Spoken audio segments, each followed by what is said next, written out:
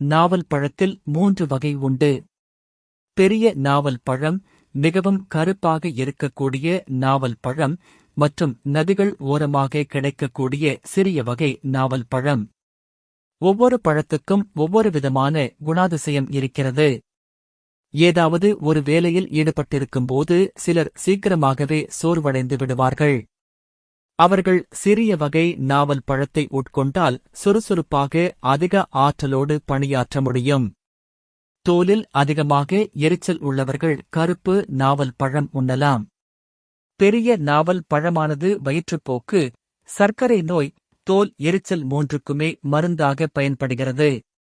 நாவல் மரத்தின் பட்டையும் அதன் வேரும் வயிற்றுப்போக்குக்கு மருந்தாக பயன்படுகின்றன. இதன் இலையானது குமட்டல், எச்சில் அதிகமாக ஊறுதல், வயிற்றுப்புண்ணால் ஏற்படும் வாந்தி போன்றவற்றுக்கு மருந்தாகிறது.